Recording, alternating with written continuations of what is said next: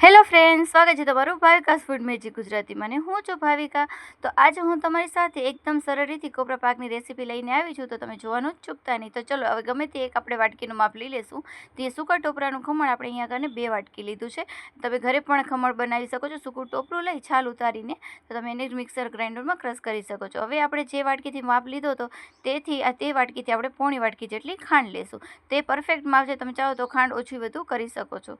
હવે કોઈ પણ જાડા તળિયાવાળું વાસણ લઈ એમાં 1 ચમચી આપણે ઘી ઉમેરીશું અને જે વાટકીના મદદથી આપણે ટોપરાનું ખમણને ખાંડ લીધા છે એ જ વાટકીથી આપણે 1.5 થી પોણા 2 કપ જેટલું આપણે અહીંયામાં દૂધ લેવાનું છે। બટ મારું ટોટલ અહીંયા કને 2 કપ જેટલું લાગ્યું છે, પણ પહેલાં આપણે થોડુંક લેશું અને જો પછી વધારે આપણે લાગે ઓછું તો આપણે આમાં બીજું દૂધ ઉમેરીશું। હવે થોડુંક દૂધ નવશેકો જેવું થાય એટલે આપણે તૈયાર કરેલું જે ખમણ છે ટોપરાનું તે આમાં ઉમેરી દેવાનું છે। ઘણી વખત ટોપરું છે ઘણી વખત એકદમ મોઇસ્ચરવાળું આવે છે તો એટલું બધું આપણા દૂધ જોતું નથી અને ઘણી વખત દૂધ વધારે પણ જોઈએ છે, એ પ્રમાણે તમારે થોડુંક એડ કરવાનું। તો હવે તમે જોઈ શકો છો એકદમ સરસ રીતે આપણે મિક્સ કરશું। મારું પરફેક્ટ માપ સાથે બન્યું હતું, એટલે કે તમે ચાહો તો એકદમ સોફ્ટ બનાવવું હોય ને તો આ રીતનું તમે માપ જરૂરથી રાખજો। તો હવે એકદમ સરસ રીતે આપણે મિક્સ થઈ જાય ત્યાં સુધી એને હલાવશું। તમે જોઈ શકો છો દૂધ બધું સરસ રીતે મિક્સ થઈ ગયું છે।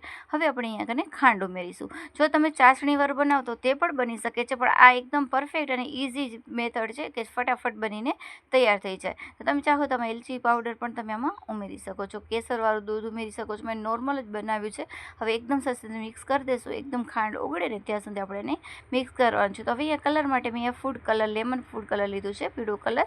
તો બસ તો જે થોડુંક આપણે એમાં નાખીશું અને એકદમ સરસ રીતે મિક્સ કરવાનું છે ને એકદમ ઇઝી રેસીપી છે આ।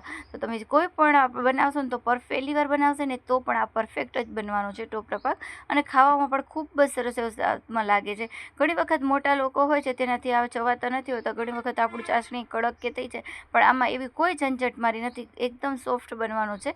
તો તમે જોઈ શકો છો એકદમ સરસ રીતે આને મિક્સ કરતા જશું જ્યાં સુધી તેમાંથી પાણીનો ભાગ દૂધનો ભાગ બળી ન જાય ને ત્યાં સુધી। તમે જોઈ શકો છો હજી પણ ઢીલું છે, હજી અહીંયા તૈયાર નથી થયું, તો હજી આપણે આને એકદમ સરસ રીતે મિક્સ કરી। જો તમે અહીંયા હજી બબલ્સ દેખાય છે એટલે થોડીક વાર એને હજી 5 મિનિટ જેટલું આપણે હલાવી લેશું।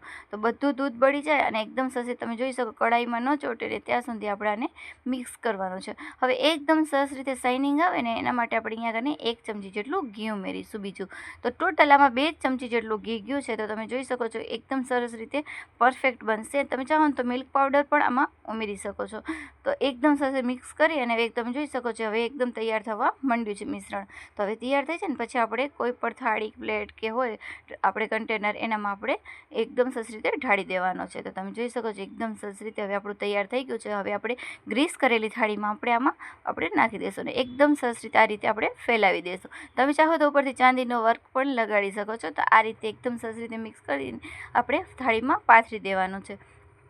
હવે આપણે એના ઉપર સૂકા ટોપરાનું ખમણ ભભરાવીશું। તમે ચાહો તો અહીંયા તમે પિસ્તાની કતરણ કે ડ્રાયફ્રૂટ્સના ગમે તે બદામ કે તમે આના ઉપર પણ તમે એકદમ સરસ રીતે ડેકોરેશન કરી શકો। મેં એકદમ સિમ્પલ બનાવ્યું છે એટલે મારું એકદમ સિમ્પલ જ છે। તો બસ હવે આપણે અહીંયા કાપા પાડીને રાખી દઈશું, પણ અત્યારે થોડીક વાર એને સેટ પણ કરવા દેશું, નહીં તો છે ને તે ભૂકો થઈ જવાનો છે। એટલે થોડુંક ઠરી જાય ને પછી જ આપણે ચોસલા કાઢીશું, પણ કાપા આપણે અહીંયા પહેલાં જ પાડી લેશું। અને તમને મારી બધી રેસીપી કેવી લાગે છે પ્લીઝ કમેન્ટમાં જરૂર બતાવજો, અને લાઇક અને સબસ્ક્રાઈબ કરવાનું તો જરૂરથી ભૂલતા જ નહીં। તો જરૂરથી આવી જ રીતના મારા બધા વિડીયોને એકદમ સરસ રીતે પસંદ કરતા રહેજો, અને જો પસંદ આવે તો સબસ્ક્રાઈબ કરવાનું ન ભૂલતા। Thank you so much video જોવા માટે, અને આવી જ રીતે બનાવી રહેજો।